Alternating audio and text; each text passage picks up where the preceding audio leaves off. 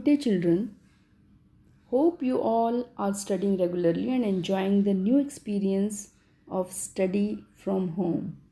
Before we begin the concluding part of chapter, the interview, let me rewind. This chapter is divided into two parts. In part 1, we have read some positive and negative views on interviews. Part 2 highlights the interview of Umberto Eco, who is an Italian scholar and who used to work in empty spaces. He started writing novels at the age of 50. His novel, The Name of the Rose, became famous and sold more than 10 million copies. So let's continue reading the chapter. I remember that my dear friend Roland Barthes was always frustrated that he was an essayist and not a novelist. He wanted to do creative writing one day or another, but he died before he could do so. I never felt this kind of frustration. Umberto Eco says that my friend Roland Barthes, he was a essayist and he was so frustrated because his wish to become novelist couldn't be fulfilled and he died. I never felt this kind of frustration. I started writing novels by accident. I had nothing to do one day, and so I started novels, probably satisfied my taste for narration. So all of a sudden he started writing novels. Actually, it was his style to write his scholarly works in story form. So his novel writing satisfied his taste for narration. Mukund. Talking about novels, from being a famous academic, you went on to becoming spectacularly famous after the publication of The Name of the Rose.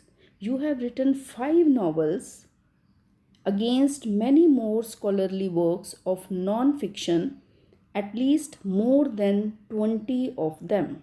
Now, Mukund says that you have written only 5 novels and above 20 non fictional works.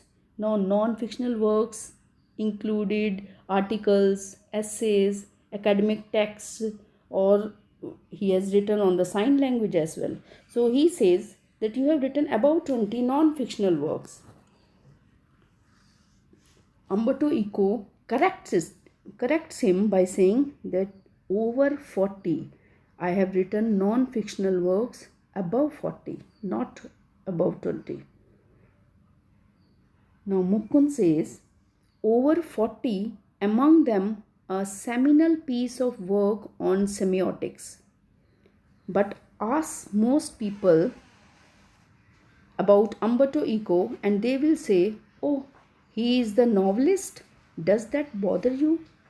Now, Mukund says that among your 40 non fictional works, scholarly works, the very important piece of work is seminal, means very important. The very important piece of work is that you have written on semiotics, that is the study of sign and symbols. But people know you that you are a novelist. Does that trouble you? Bother you means, does that trouble you that people know you as a novelist? Umberto Eco, he answers, yes, because I consider myself a university professor who writes novels on Sundays. It's not a joke. I participate in academic conferences and not meetings of pen clubs and writers. I identify myself with the academic community. Now he says I am a university professor first and I write novels only on Sundays. And then he says I participate in academic conferences. Now what exactly happens in conferences? There the researchers, those who do the research work, they meet and present their work to each other. So I attend those meetings. but I never attend the meetings of writers where all the authors and writers sit and talk about their stories. I identify myself with the academic community. Identify, I want to be known among the scholarly community. Now, academic, in the school, if any child is good in academics, we can say he is a scholar. So, in the same way, he says that I want to be counted in academic community. Coming to the next, but okay, if they have read only the novels, I know that by writing novels, I reach a larger audience. I cannot expect to have 1 million readers with stuff on semiotics. He further adds that it's okay if people only read novels, because through novels I can reach large number of audience, because people like novel reading. I cannot expect 1 million readers with the stuff on semiotics, because non fictional people are not interested in non fictional works. Semiotics is a non fictional work. So I cannot expect 1 million readers from these type of topics. Now, Mukund, which brings me to my next question. Now, look here, the way he is starting the question, which brings to which brings me to my next question. The Name of the Rose is a very serious novel. It is a very serious novel. It's a detective yarn. Now, detective yarn means the story is quite detective, and yarn here means it is quite lengthy story at one level. But it also delves into the metaphysics, theology, and medieval history. These are the inputs given in the novel. The Name of the Rose. This is the name of the novel, and these are the topics which are included in the novel: metaphysics, theology, and medieval history. Now, what is metaphysics? So, metaphysics, it is a field of philosophy which deals with nature of existence. What is truth? What is knowledge? And how the universe began. So, which tells us about all these topics, that is called metaphysics. And theology, it is a study of religion. And medieval history, it is a study of history which falls in the middle age, that is between 5th century to 15th century. So all these three topics he has included in The Name of the Rose, and the novel is a serious novel. Next, yet it enjoyed a huge mass audience. Were you puzzled at all by this? So though it was a serious novel, still it enjoyed huge mass audience. Were you puzzled when you got the success? Now, what is the reply of Umberto Eco? No, journalists are puzzled, and sometimes publishers.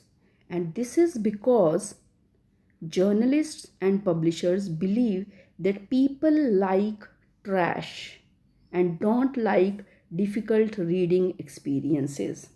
Now, these journalists and publishers were puzzled because, according to them, people like to read trash. Trash means rubbish thing.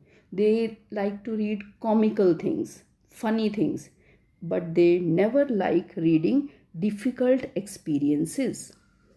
Consider there are 6 billion people on this planet. 6 billion people. The Name of the Rose sold between 10 and 15 million copies. Between 10 and 15 means about 10 million copies. So, in a way, I reached only a small percentage of readers. So I reached only a small percentage of readers. If there are 6 billion people on the planet and the 10 or 15 million copies were sold, so I reached only a small percentage of readers. But it is exactly these kinds of readers who don't want easy experiences. So at least I have come to know that 10 to 15 million people, they don't want easy experiences. They don't want to read rubbish thing, or at least don't always want this. Don't always want to read easy things. Sometimes they want the difficult experiences also. I myself at 9 p.m. after dinner, I here refers to Umberto Eco. I at 9 p.m. after dinner watch television and want to see either Miami Vice or Emergency Room. These are the television shows. I enjoy it. I enjoy watching these shows on television and I need it. I need recreation for some time, but not all day. All the time, I don't want to watch these funny and comical things. Coming to the next, now Mukund. Could the huge success of the novel have anything to do with the fact that it dealt with a period of medieval history? Now Mukund wants to know that do you think that the novel was successful because it dealt with the medieval history? There were elements related to the history which were history that falls between the middle age. Now let's see what Umberto Eco says. That's possible, but let me tell you another story. Because I often tell stories like a Chinese wise man. Now he tells that my habit of telling the story is like a Chinese wise man. Wise man has lot of knowledge. He knows the worldly ways. He knows his limitations, and the wise man rather, he can read the mind of the people and accordingly he writes. So he says my way of writing stories is very different from others. My American publisher said while she loved my book, she didn't expect to sell more than 3,000 copies in a country where nobody has seen a cathedral or studies Latin. So he says that my American publisher expected that only 3,000 copies will be sold in a country where there are no churches. Cathedral means church. There is no church and nobody knows the Latin language. So I was given an advance of 3,000 copies. But in the end, it sold 2 or 3 million in the US. So above expectation, the copies were sold. A lot of books have been written about the medieval past far before mine. I think the success of the book is a mystery. Success, why my book got lot of success, it is a mystery. It is difficult to explain. What was the reason that my book got a good success? It reaches to the huge mass audience. Nobody can predict it. I think if I had written the name of the rose 10 years earlier or 10 years later, or 10 years, we can call it decade also. 10 years for one, if we give one word to the 10 years, we can say it is a decade. So if I had written the name of the rose 10 years earlier or 10 years later, it wouldn't have been the same. Why it worked at that time is a mystery. Umberto Eco says that if I had written this book a decade before or a decade after, I wouldn't have got this much success. So getting the success through the book, it is a mystery. So according to him, time plays a great role in somebody's success. So we can say that Mukund Padmabhan interviewed Umberto Eco in a very efficient manner and proved his capabilities as a successful interviewer. He neither made an attack on Eco's privacy, nor did he embarrass him with personal questions. He asked only those questions which his fans wanted to know. On the other hand, Umberto Eco, he gave elaborate answers which were not only informative but also very inspirational.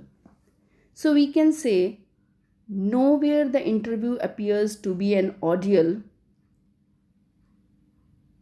Nowhere the interview appears to be an ordeal, a difficult task for the interviewee.